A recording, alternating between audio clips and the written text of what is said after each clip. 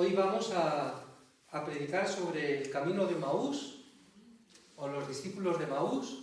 Entonces, bien, para centrar la predicación vamos a escuchar primero y vamos a leer todo el pasaje. Pues vámonos a Emaús, ¿no? Aquel mismo día iban dos de ellos a un pueblo llamado Emaús, que distaba 60 estadios de Jerusalén, y conversaban entre sí sobre todo lo que había pasado. Y sucedió que mientras ellos conversaban y discutían, el mismo Jesús se acercó y siguió con ellos. Pero sus ojos estaban retenidos para que no le conocieran. Él les dijo: ¿de qué discutís entre vosotros mientras vais andando? Ellos se pararon con aire entristecido. Uno de ellos, llamado Cleofás, le respondió: ¿eres tú el único residente en Jerusalén que no sabe las cosas que estos días han pasado en ella? Él les dijo: ¿qué cosas? Ellos le dijeron: lo de Jesús, el Nazareno, que fue un profeta poderoso en obras y palabras delante de Dios y de todo el pueblo. Cómo nuestros sumos sacerdotes y magistrados le condenaron a muerte y le crucificaron. Nosotros esperábamos que sería él el que iba a liberar a Israel, pero con todas estas cosas llevamos ya 3 días desde que esto sucedió. El caso es que algunas mujeres de las nuestras nos han sobresaltado porque fueron de madrugada al sepulcro y al no hallar su cuerpo vinieron diciendo que hasta habían visto una aparición de ángeles que decía que él vivía. Fueron también algunos de los nuestros al sepulcro y lo hallaron tal como las mujeres habían dicho, pero a él no le vieron. Él les dijo: oh insensatos y tardos de corazón para creer todo lo que dijeron los profetas. ¿No era necesario que el Cristo padeciera eso y entrar así en su gloria? Y empezando por Moisés y continuando por todos los profetas, les explicó lo que había sobre él en todas las Escrituras. Al acercarse al pueblo a donde iban, él hizo ademán de seguir adelante, pero ellos le forzaron diciéndole: quédate con nosotros, porque atardece y el día ya ha declinado. Y entró a quedarse con ellos. Y sucedió que cuando se puso a la mesa con ellos, tomó el pan, pronunció la bendición, lo partió y se lo iba dando. Entonces se les abrieron los ojos y le reconocieron, pero él desapareció de su lado. Se dijeron uno a otro: ¿no estaba ardiendo nuestro corazón dentro de nosotros cuando nos hablaba en el camino y nos explicaba las Escrituras? Y levantándose al momento, se volvieron a Jerusalén y encontraron reunidos a los 11 y a los que estaban con ellos, que decían: es verdad, el Señor ha resucitado y se le ha parecido a Simón. Ellos, por su parte, contaron lo que había pasado en el camino y cómo le habían conocido en la fracción del pan. Estaban hablando de estas cosas cuando él se presentó en medio de ellos, vale, y les dijo: ahí está, vale. La paz está con ahí. vosotros. Bien. Emocionado.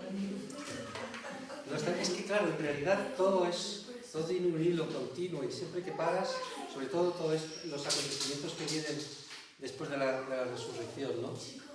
De hecho yo lo tengo aquí, para entender algunas cosas, lo tengo ya recogido, pero no va a dar tiempo porque si no sería una predicación un poco larga, ¿no? Daría para 2. Pero está bien con lo que hemos visto.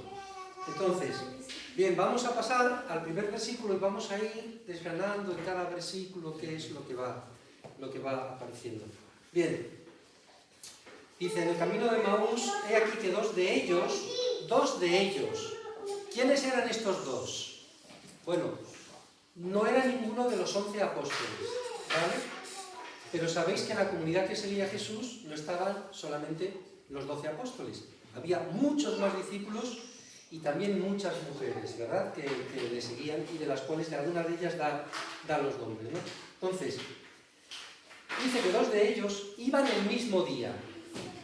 ¿A qué día se está refiriendo? Tenemos que ver el pasaje anterior, en el cual, en el primer día de la semana, Lucas narra lo que las mujeres de madrugada, justo al salir el sol, les aconteció cuando fueron a la tumba. Y dice que fueron ellos, estas mujeres fueron el primer día de la semana.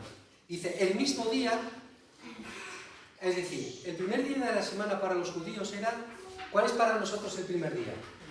El lunes. ¿Y cuál era para los judíos? El domingo. El domingo. ¿Por qué? Porque su séptimo día era el sábado, ¿vale? Entonces, esto estaba pasando en domingo.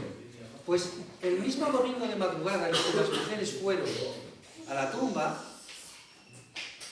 los discípulos salieron para ir camino de Emaús, ¿vale? Que era una aldea, dice que estaba como a 60 estadios. Eso pueden ser unos 10, 11 kilómetros, pueden ser perfectamente un par de horas de camino. Nada se sabe de estos discípulos, solamente sabemos que uno se llamaba Cleofás,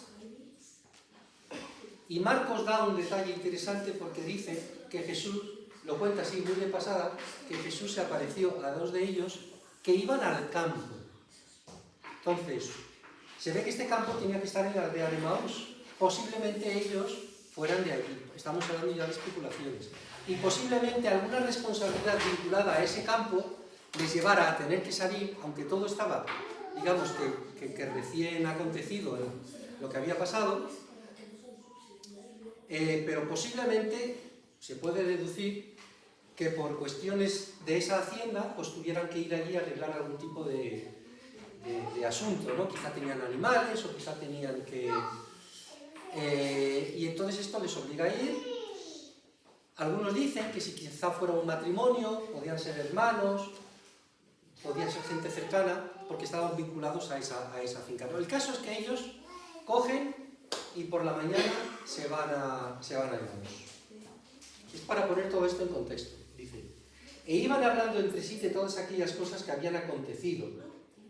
Lógico, o sea, el Señor hacía 2 días que había sido crucificado. Aunque bueno, hay ahí alguna versión que dice que bueno, que el viernes también había sido un día de reposo, pero bueno, el Señor acababa de ser crucificado, ellos con los apóstoles estaban en las casas muertos de miedo y destrozados anímicamente, y entonces, pues bueno, es interpretable que algo les tuvo que llevar precisamente a salir y ir a ese campo, pero ellos iban hablando de lo que tenían en su corazón, ¿no? Dice, y sucedió que mientras hablaban y discutían entre sí, Jesús mismo se acercó a ellos y caminaba con ellos. Ahora, o sea, ¿cuál era la situación de ellos? O sea, ellos debían estar en ese momento en shock total, en shock.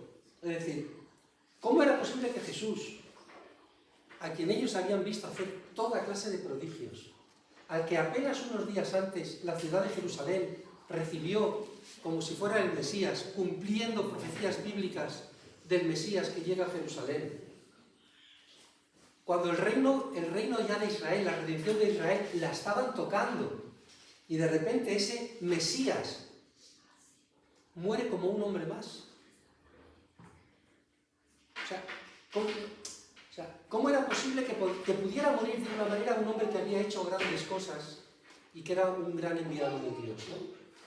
Y en ese shock, en esa crisis, luego encima resulta que una de las mujeres dicen que van al sepulcro y que han tenido una visión de ángeles que les han dicho a ellas que Jesús había resucitado. Resucitado, pero ¿qué está pasando aquí? O sea, dice, y en esto dice que Jesús mismo se acercó y caminaba con ellos. Posiblemente fuese algo común que gente que perdía un camino largo, pues los caminantes fuesen juntos, o fuesen hablando, o fuesen cercanos. Quizá Jesús estaba cerca de ellos, lo suficientemente cerca como para oír la conversación que iban manteniendo. Dice, pero los ojos de ellos estaban velados para que no le conociesen. La versión que ha leído Amaranta dice que sus ojos estaban retenidos. Y a mí este pasaje es un pasaje que siempre pues, como que me ha chocado un poco, ¿no? Digo, a ver, Señor, ¿quieres decir que tú vas caminando al lado de ellos y no te reconocen? ¿Cómo puede ser? Porque eres tú resucitado. Pero ¿cómo no te pueden conocer? Qué cosa más extraña, ¿no? Es un relato un poco extraño. parece como si fuera algo creíble, ¿no? O sea, poco creíble. ¿Cómo es posible eso, no? Ahora, tenemos que entender que cuando la Escritura dice algo, no lo dice porque aquí, en este caso, Lucas haya tenido una ocurrencia. Lo dice por algo. Entonces, verdaderamente no le reconocieron. Y tenemos que tener en cuenta algunas cosas. Primero, por otros pasajes en las Escrituras podemos saber que el cuerpo de un resucitado no es como el cuerpo que esa misma persona tenía antes de morir. Y lo dice Pablo en la futura resurrección. Dice, nuestros cuerpos serán cuerpos transformados. Será algo diferente. También, si recordáis el pasaje de la transfiguración, cuando Pedro, Juan y Jacobo y Santiago suben al monte de la transfiguración, Jesús es transfigurado y de repente le vieron a él, pero era una persona totalmente diferente.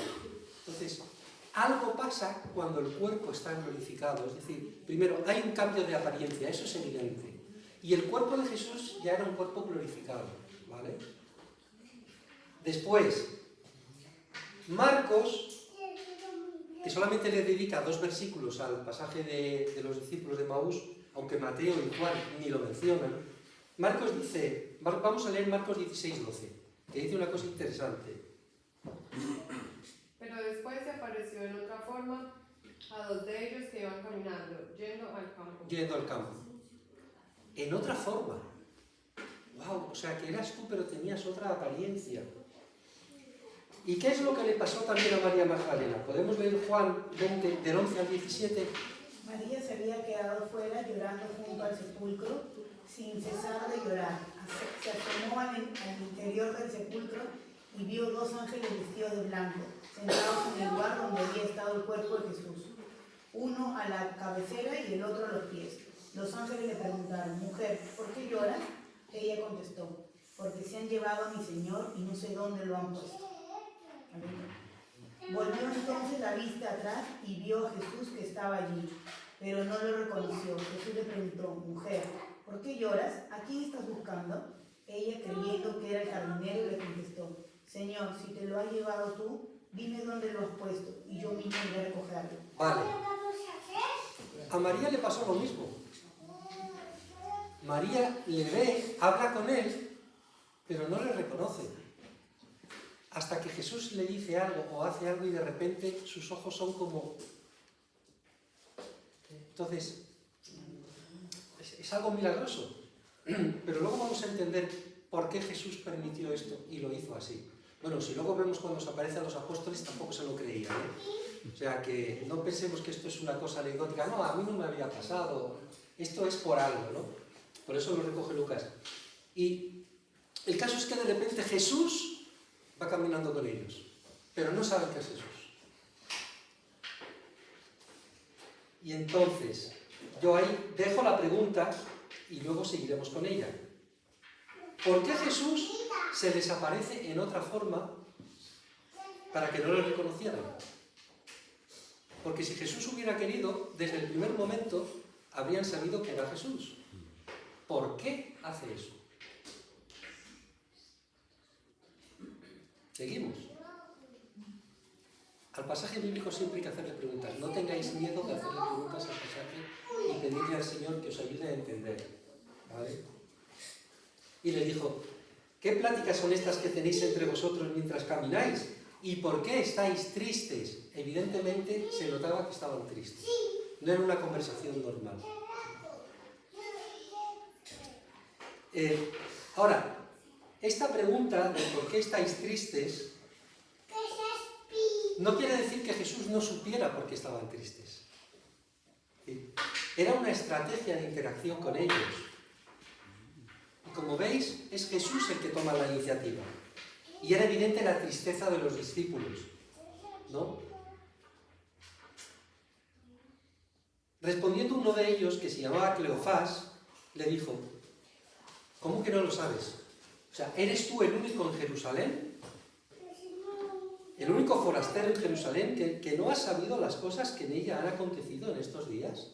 Era notorio y manifiesto para todo el mundo.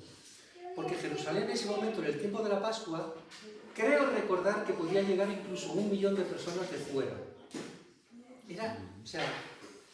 Jerusalén quedaba totalmente desbordada, porque venían muchos judíos de la diáspora a pasar precisamente la Pascua allí. No solo los que estaban en otras partes de Judea o de Palestina, sino que es que venían de todas partes, venían de la actual Grecia, de la actual Turquía, de Egipto, a pasar la Pascua.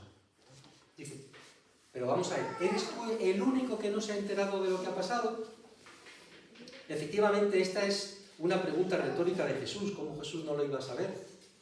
Y aquí tengo otra pregunta para vosotros. ¿Por qué Jesús les hace preguntas de las que él ya sabe la respuesta? Ahí queda la pregunta. Y ellos le dijeron, ¿qué cosas de Jesús Nazareno, que fue varón profeta, poderoso en obra y en palabra delante de Dios y de todo el pueblo? Fijaos, le llama varón profeta, aunque luego más adelante dan testimonio de él como Mesías, ¿no? Dice, pero nosotros esperábamos que él era el que había de redimir a Israel, es decir, que él era el Mesías. Porque claro, y ahí lo hemos mencionado alguna vez, para un judío, un Mesías muerto es casi una blasfemia. O sea, ¿cómo va a venir el Mesías, el Rey de Israel, el Hijo de Dios, el enviado de Dios, el ungido, que va a venir a implantar su ley, a liberar a Israel, y le van a matar? Ese no es el Mesías. Ellos estaban pensando en el Mesías victorioso, ¿no? Porque no solamente estaban velados los ojos físicos de ellos, estaban velados sus ojos espirituales, porque no terminaban de entender la realidad espiritual de Jesús. O sea, hay una doble ceguera, una ceguera, digamos, física, que es creada a propósito por Jesús, pero luego hay una ceguera espiritual que traen ellos, no solamente ellos, los demás también. Y entonces Jesús ya dice, bueno, pero le dicen, aunque también nos han asombrado unas mujeres de entre nosotros, las que antes del día fueron al sepulcro, y como no hallaron su cuerpo, vinieron diciendo que también habían visto visión de ángeles que dijeron que él vive. La palabra aquí, nos han asombrado, es una palabra que quiere decir en griego, nos han dejado atónitos, nos han dejado espantados. O sea, no es una duda de, no, es algo que te rompe los esquemas, ¿no? Nosotros habíamos dicho, es que esto no hay por dónde cogerlo, o sea, me han roto los esquemas. O sea, es que estoy perplejo, no entiendo, o sea, ellos no solamente estaban tristes porque daban por hecho que habían perdido a su Mesías, sino que de repente empiezan a tener testimonios que les dejan, pero esto, pero ¿qué ha pasado aquí? Pero no, porque es que nos han dicho que ha resucitado. Dice, pero fueron algunos de los nuestros al sepulcro, y así como las mujeres habían dicho, lo hallaron, pero a él no le vieron. Ah, pero es que todavía no hemos visto el cuerpo de Jesús. Está como todo en el aire. ¿Qué visión habrán visto estas mujeres de ángeles? ¿Habrán visto fantasmas? ¿Habrán tenido alucinaciones? Si hubieran creído a las mujeres no estarían tristes, porque entonces estarían agarrados a esa esperanza, ¿verdad? Ahora, se suele decir también, pues que claro, y es verdad que el testimonio de una mujer en un juicio, que varía menos que el del hombre, pero yo creo que aquí en el caso de la resurrección no creyeron a las mujeres, no porque fueran mujeres, porque además eran mujeres que estaban muy vinculadas a ellos, muy vinculadas a ellos, y eran varias. El problema no estaba en que fueran mujeres, el problema estaba en el problema que tenían ellos por su ceguera espiritual. Porque cuando son hombres los que dan testimonio tampoco les creen. No sé si me explico. Si el problema fuera que eran mujeres, pues entonces viene un hombre, da el testimonio, pero es que cuando hombres daban el testimonio, dice que tampoco les creían. O sea, no era una cuestión de quién lo estaba diciendo, era una cuestión del shock en el que ellos estaban viviendo, ¿no? Y entonces él, aquí ya rompe el tema, ya deja de ser un mero caminante al que le están explicando lo que ha pasado en Jerusalén, dice, oh insensatos, y tardos de corazón para creer todo lo que los profetas han dicho. Y claro, tú lees esto, te imaginas la escena y dices, madre mía, aquí Jesús ya, tan amigos, y aquí de repente les llama insensatos y tardos de corazón. ¡Guau! Se quedarían nosotros. Pero he estado mirando algunos pasajes y personas que conocen el griego y eruditos y dicen una cosa interesante. Las tres fuentes que he consultado, las tres dicen lo mismo. Y es que esta palabra insensatos no tiene el mismo sentido en el griego clásico, o en el koiné, que hablan ellos, el griego común, como lo tiene en español. Y que en realidad no es una palabra agresiva. Vamos a leer Mateo 5:22.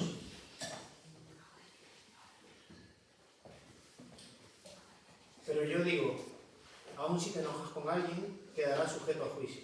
Si llamas a alguien idiota, corres peligro de que te lleven ante el tribunal. Bueno, ahí idiota, vale. Ahí la palabra que tiene en otras versiones es necio. Necio, sí. ¿Vale? Entonces, Sí. necio, idiota, insensato. Pero hay un matiz, porque ahí la palabra, que otras versiones traducen por necio, sí es una palabra muy dura y muy fuerte. ¿Vale?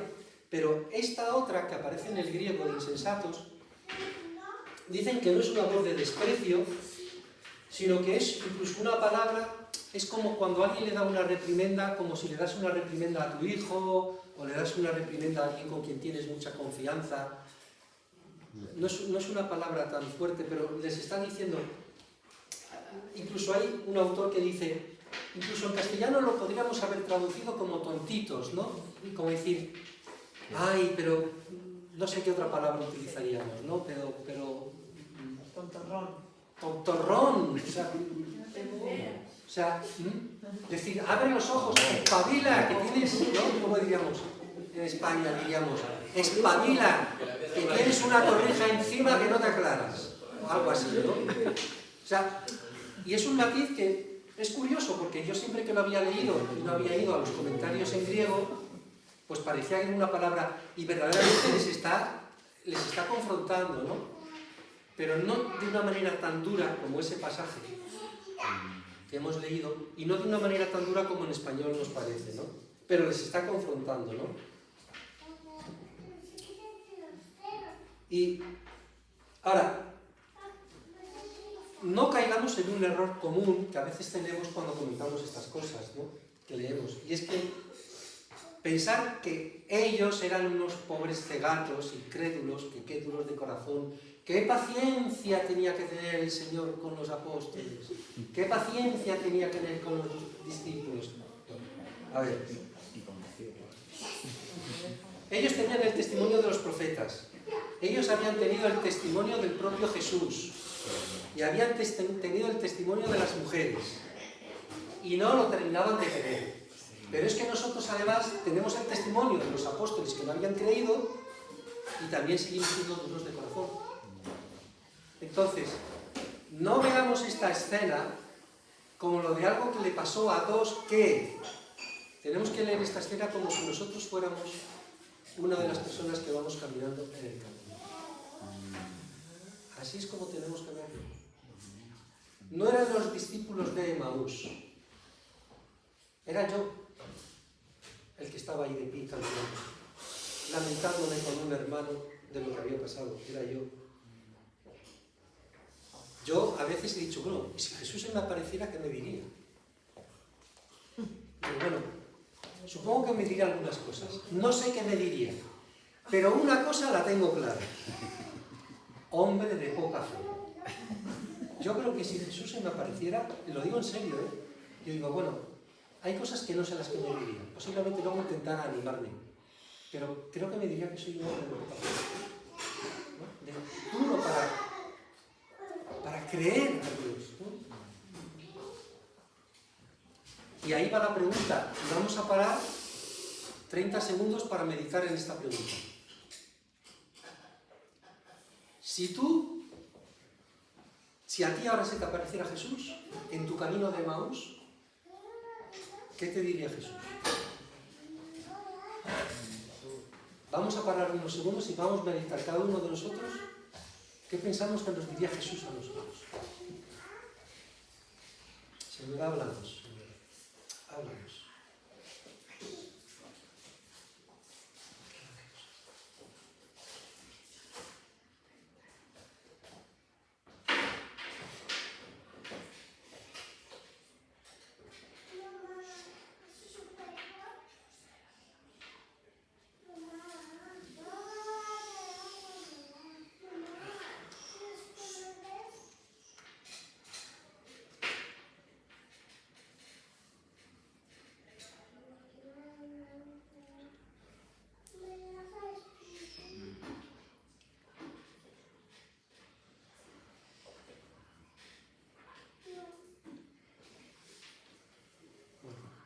Que cada uno guarde en su corazón lo que cree que el Señor le está diciendo, pero cuando en nuestra casa estemos leyendo la palabra, de verdad, no tengáis miedo de preguntarle al Señor y de que por su Espíritu nos hable, ¿vale?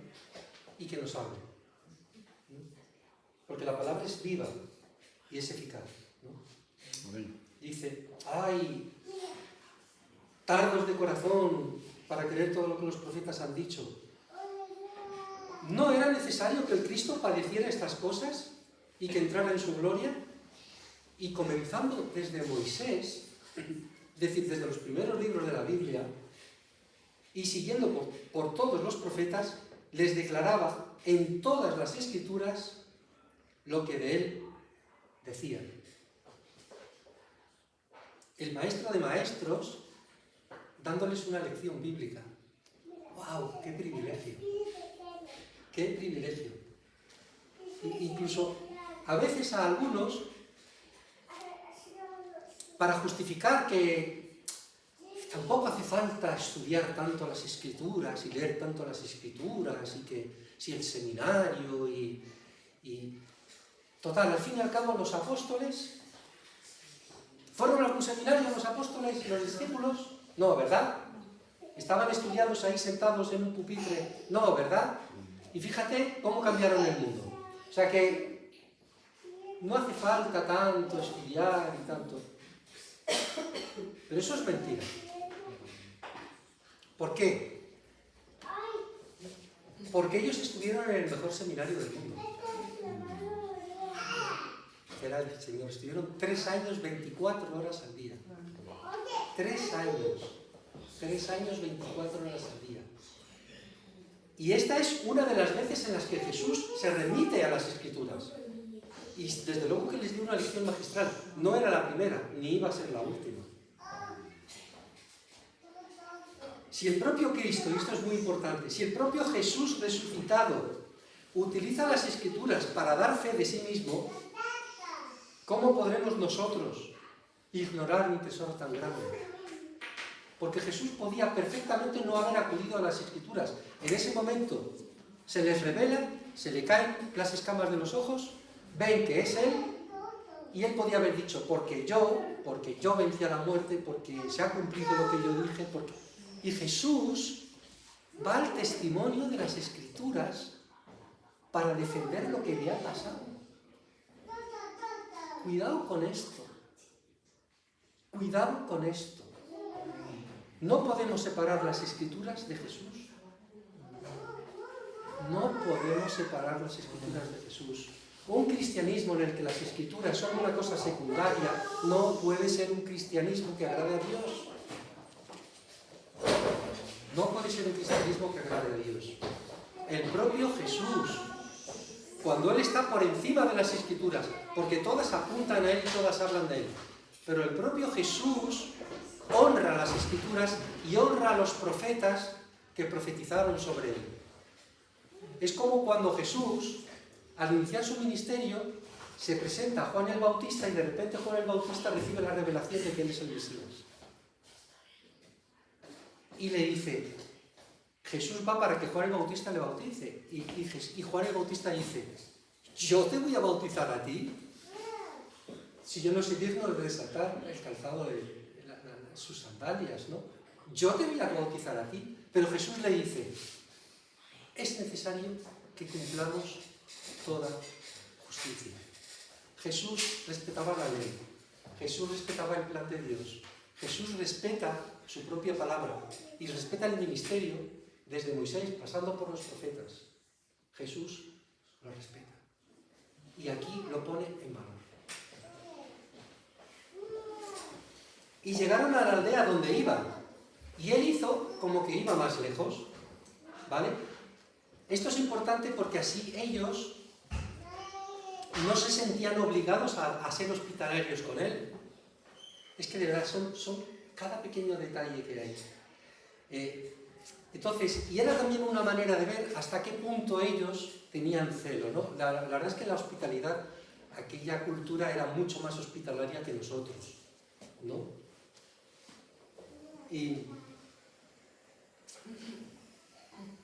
Mas ellos, dice, le obligaron a quedarse.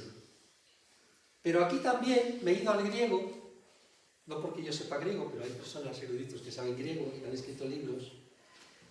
Dicen que es una insistencia pero amigable, no es una obligación forzada, ¿no? Sino es una insistencia pero de alguien que muy amablemente quiere que tú estés con él, ¿no? Insistieron en quedarse con él. Ahora, ellos perfectamente podrían haber dicho, bueno, que este forastero que nos ha pegado este discurso, que vaya tela, pues que siga su camino, nosotros ya hemos llegado a nuestro destino y ahora lo nuestro es la finca. A ver qué hacemos mañana, a ver qué... Pero no.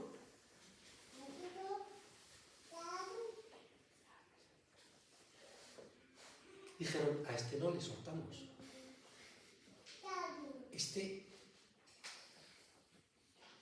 nos está como reviviendo lo que Jesús nos contaba. Este hombre tiene algo especial.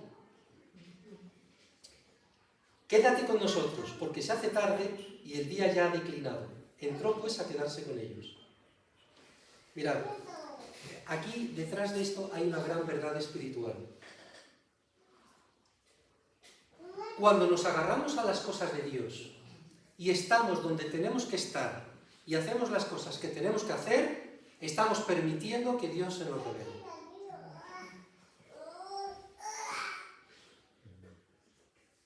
¿Por qué las mujeres fueron las primeras en ver a Jesús resucitado? Porque estuvieron donde tenían que estar para hacer lo que tenían que hacer. Y necesitaban a hombres fornidos, porque cuando ellas iban para allá, posiblemente pensaran, se deduce del pasaje, que ya la guardia no iba a estar, porque desde luego si estaba la guardia, vamos, allí no se acercaba nadie, si no quería ser alanceado. Las mujeres iban diciendo, ¿quién nos removerá la piedra? O sea, aun sabiendo, es decir, ellas tenían excusas más que suficientes para haber dicho, ¿cómo vamos a ir a levantarnos tan temprano a llevar las especias? ¿No? Vamos a darle el entierro que merece. Sí, va a haber una piedra que yo no va a haber quien lo mueva. ¿Y dónde estaban los hombres que hubieran podido removerle aquella piedra? Estaban mísimos. Pero aún así fueron. Y eso les permitió ver al Jesús resucitado. Eso fue lo que les permitió ver a Jesús resucitado. Porque fueron las primeras en estar allí. En lugar de estar muertas de miedo, encerradas en casa. Fueron.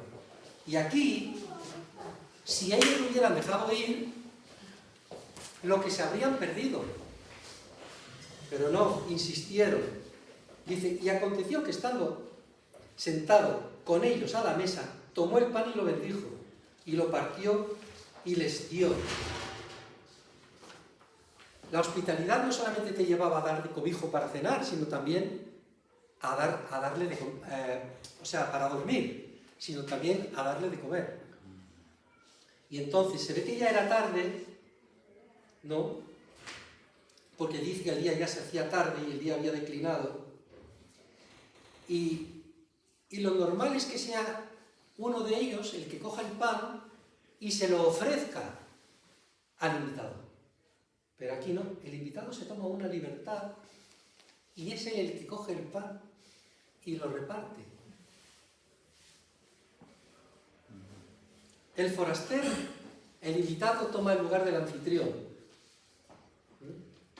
El extraño resulta que es el Señor de la fiesta, de la cena. Ellos le dan el pan terrenal y Él les da el pan de vida. Y dice, y entonces les fueron abiertos los ojos. Entonces les fueron abiertos los ojos. Y le reconocieron. Mas Él de repente desaparece de su vista.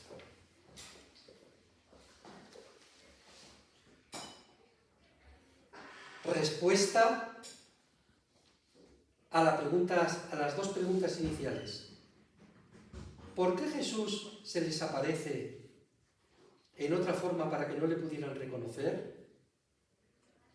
¿Y por qué les hacía preguntas de las cuales Él conocía la respuesta?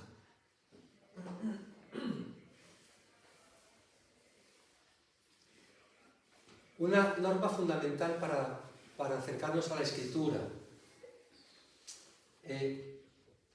y para interpretar la Escritura. Dios es mucho más sabio que nosotros. Si algo dice la palabra, aunque no lo entendamos, está puesto ahí por algo. Y tiene algún sentido y tiene su lógica, que para nosotros puede estar velada o podemos no reconocerlo, ¿vale? Pero el hecho de que Jesús tuviera los ojos velados, de alguna manera ahí intervino algo también milagroso porque Jesús lo quiso. Y el hecho de que Jesús les hiciera preguntas de las cuales Jesús ya sabía la respuesta, y podemos decir, pues qué absurdo es todo esto. No, de eso nada. Jesús tenía un plan con ellos. Jesús tenía un plan. Y Dios es mucho más sabio que nosotros. Entonces, tenemos que ser muy humildes cuando leemos la Escritura y decir, bueno, yo esto no lo entiendo, Señor, ¿vale? Pero es preferible decir al Señor, no lo entiendo, revélamelo, que no dejarnos llevar por el camino de la incredulidad, ¿no? Y decir, este pasaje, como que, ¿no? Y dejarlo de lado. Jesús quería que ellos quedaran presos de sus propias palabras. Jesús quería que ellos quedaran presos de sus propias palabras y de sus propias dudas. Y así Jesús les podía dar una lección magistral. Y ahora tenemos otra pregunta. ¿Por qué desaparece de inmediato? Pero como ya hemos visto a las dos primeras preguntas que todo tiene un sentido, pues desaparece de inmediato porque es lo que está en el propósito de Jesús y tiene un sentido. Y es que ya se había cumplido el esquema de Jesús. Ya se había cumplido el propósito de Jesús. Les había roto todos los esquemas. Les había demostrado por las Escrituras que habían sido tardos en creerlas.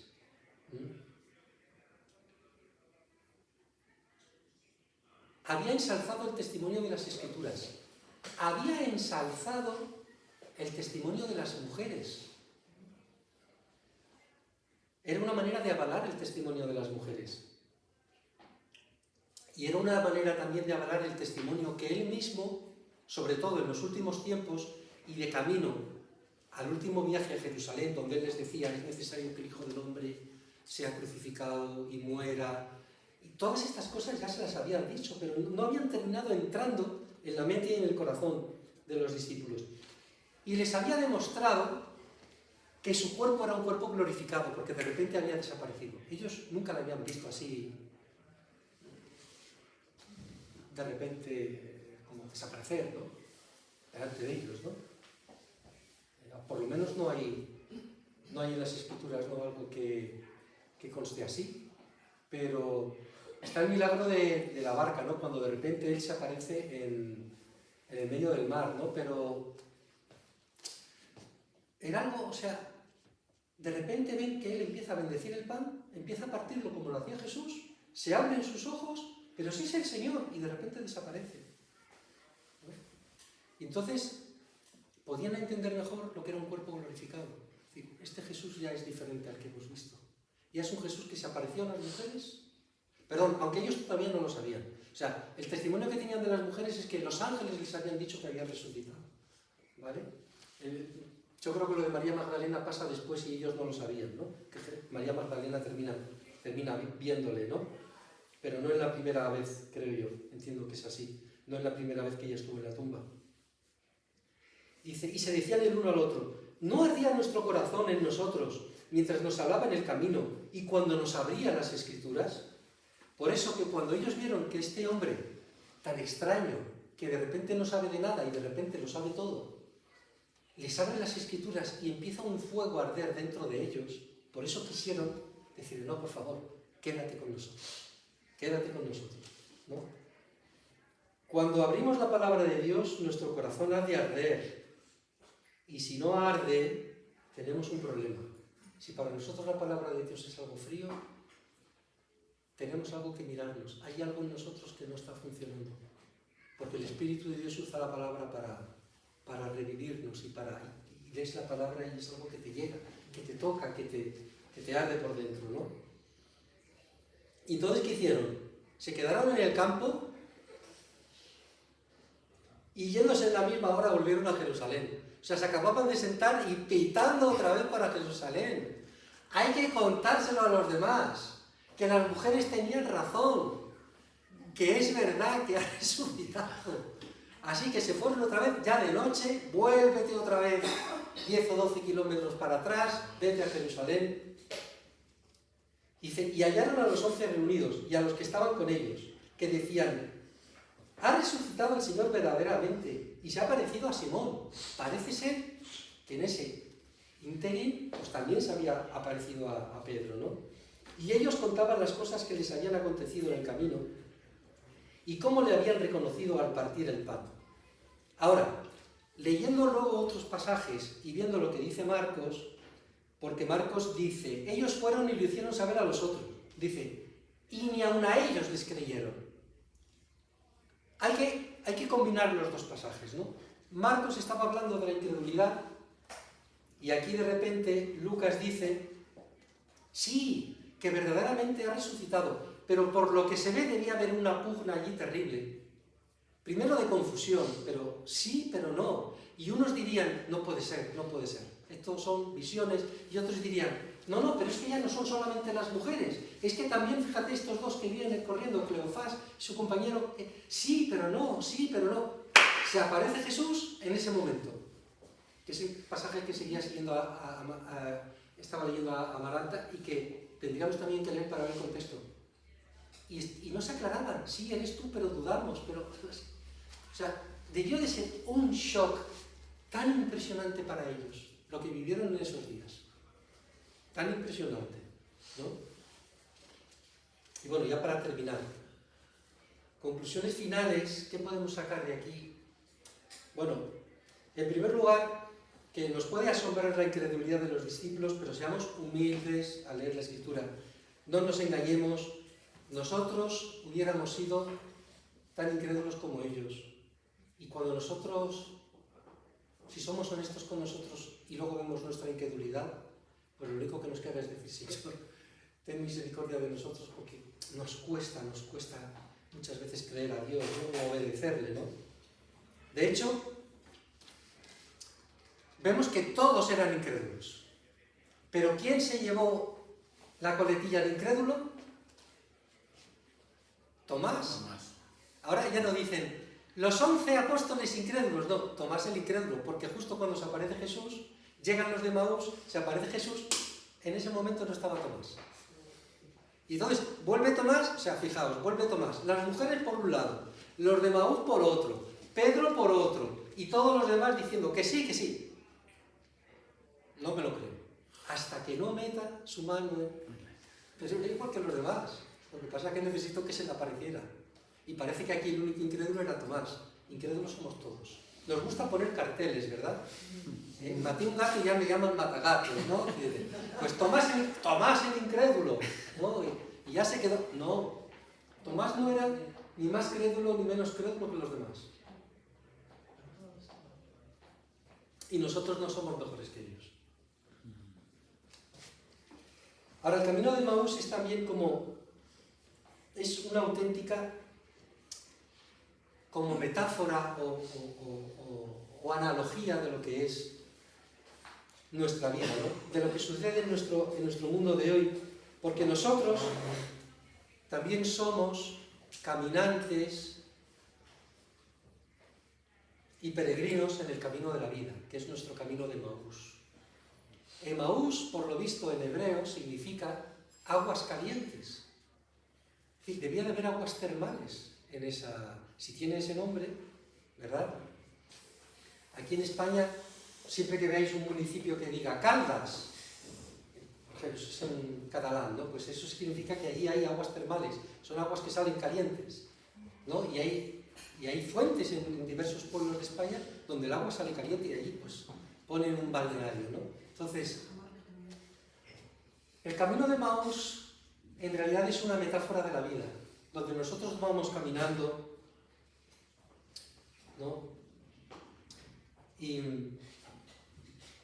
Pero vamos caminando como peregrinos, ¿no? Camino a ese paraíso final que anhelamos, que serían esas aguas termales calientes, ¿no? Camino del balneario, ¿no? Camino a ese sitio donde ya, ¡guau!, descansemos. Pero mientras tanto, vamos caminando por ese camino, ¿no? Y en este camino que nosotros caminamos, Jesús se nos acerca muchas veces para revelarse. Camino que no caminamos solos, y nosotros tenemos ahí una ventaja, porque también tenemos a la comunidad de creyentes que camina con nosotros, ¿no? Y que comparten el compromiso y la unidad con el Señor, ¿no? En realidad, todos somos discípulos de Jesús caminando el camino de Emaús, que es el camino de nuestra vida. Todos vamos luchando con nuestras ilusiones frustradas, con nuestros problemas, con nuestras alegrías, pero nuestras penas también, creyendo y no creyendo en la lucha de la fe, ¿no? Creyendo un día, dudando otro, con un pie en la fe y otro pie en la duda, luchando la lucha espiritual, ¿no? Pero Jesús se acerca a nosotros y camina a nuestro lado, aunque muchas veces no le podemos reconocer. Y a veces puede venir con un hermano para darnos una palabra de aliento y no escuchamos al hermano, o puede venir por cosas que pasan en la vida, ¿no? Y a veces se nos presentan oportunidades de agarrarnos a Dios y decirle a ese forastero, no, quédate con nosotros. Pero no estamos donde tenemos que estar, ni hacemos lo que tenemos que hacer, y entonces estamos impidiendo que Jesús se nos revele y se nos manifieste, ¿no? Lucas nos muestra un Jesús que vino a caminar con nosotros, ¿no? Aunque a veces se confunde con lo humano y no somos capaces de ver su naturaleza divina a nuestro lado. Pero vino a caminar con nosotros codo con codo y compartir nuestras frustraciones y pesares y problemas para señalarnos, anclados en las Escrituras, el camino de salida, ¿no? Y Emaús es también la exaltación de las Escrituras, ¿no? Es la exaltación de las Escrituras, benditas Escrituras, ¿no? Dejemos que Jesús se nos una y que nos dé sabiduría, no hay discernimiento. Dejemos que Jesús se pegue a nuestro camino. Dejemos que nos haga preguntas, que saquen lo que tenemos. Invitémosle a nuestra casa y podremos ver su divinidad en nuestra vida. Que el Señor nos ayude. Amén. Amén.